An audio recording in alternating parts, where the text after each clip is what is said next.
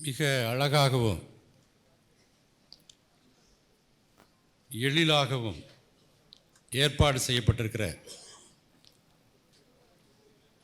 பொருணை இலக்கிய பெருவிழாவின் விழா பேருரையாற்ற இருக்கிற தமிழ்நாட்டு அரசின் சட்டப்பேரவை தலைவர் அவர்களே, இந்த விழாவை மிகச்சிறப்பாக ஏற்பாடு செய்திருக்கிற நமது மாவட்டத்தினுடைய ஆட்சியர் அன்பு சகோதரர் அவர்களே, இந்த நிகழ்வில் பங்கேற்றிருக்கிற சகோதரர் இளம்பகவத், நண்பர் முருகன், மதிப்புக்குரிய நெல்லை மாநகர மேயர், மிகச்சிறந்த எழுத்தாளர் ஐயா பொன்னீலன், இந்த மேடையில் இருக்கின்ற அறிவு சார்ந்த பெருமக்கள், மேடையின் முன்பாக மிக எழிலோடு வீற்றிருக்கிற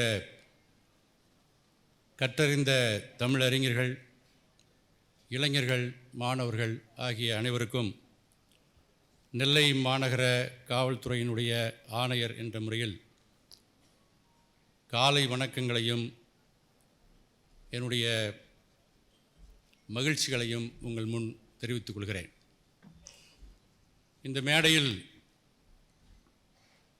ஒரு படைப்பாளர்களில் ஒருவராக நானும் நின்று கொண்டிருக்கிறேன். நான் ஏற்கனவே 3 புத்தகங்களை எழுதியிருக்கிறேன். அந்த வகையில் நானும் ஒரு படைப்பாளன். படைப்பாளன் என்பதை விட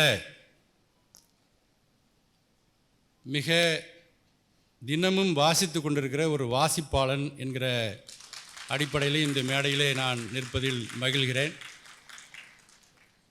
குறைந்தபட்சம் இரவில் 1 மணி நேரமாவது ஒரு புத்தகத்தை வாசிக்கவில்லை என்றால் அன்று எனக்கு இரவில் தூக்கம் வருவதில்லை. மிகப்பெரிய புத்தகங்களைத்தான் வாசித்து கொண்டிருக்கிறேன். அனைத்துமே தமிழ் புத்தகங்கள். பொதுவாக பலரும், இந்த அலுவலர்கள் பலரும் சந்தித்து கொண்டால் அவர்கள் கேட்கிற கேள்வி, நீங்கள் என்ன ஏதாவது புத்தகம் வாசிக்கிறேன்னு சொன்னால் ஏதாவது ஆங்கில புத்தகத்தினுடைய பெயரை சொல்லி தான் கேட்பார்கள். நான் படங்கள் கூட ஆங்கில படங்களையோ அல்லது வேறு மொழி படங்களையோ பார்ப்பதில்லை. தமிழ் புத்தகங்கள், தமிழ் படங்கள், தமிழ் செய்திகள், அது இந்த இரத்தத்தில் ஊறிப்போன ஒன்றாக இருக்கிறது. தற்போது கவிஞர் வெண்ணிலா எழுதி வெளியிட்டிருக்கிற நீரதிகாரம் புத்தகத்தை வாசித்து கொண்டிருக்கிறேன். பல புத்தகங்கள் என்னையில் புகுந்து பல எண்ணங்களை வெளிப்படுத்தியிருக்கிறது.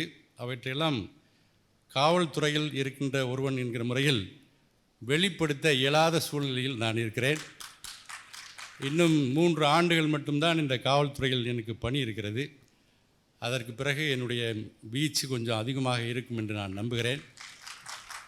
இந்த எழிலார்ந்த சூழ்நிலையில் உங்களை எல்லாம் சந்திப்பதில் மீண்டும் என்னுடைய மகிழ்ச்சியை தெரிவித்துக் கொள்வதோடு, இங்கே வந்திருக்கிற இளைஞர்களும் மாணவர்களும் இந்த நாட்டை வழிநடத்தி செல்கிற உங்கள் பாதையில் இலக்கியமும் உங்கள் பின்புலனாக அமைய வேண்டும் என்று என்னுடைய விருப்பத்தை தெரிவித்துக் கொண்டு, வாய்ப்பு வழங்கிய மாவட்ட நிர்வாகத்திற்கும் குறிப்பாக ஆட்சியர் அவர்களுக்கும் என்னுடைய நன்றியை தெரிவித்து விடைபெறுகிறேன். நன்றி, வணக்கம்.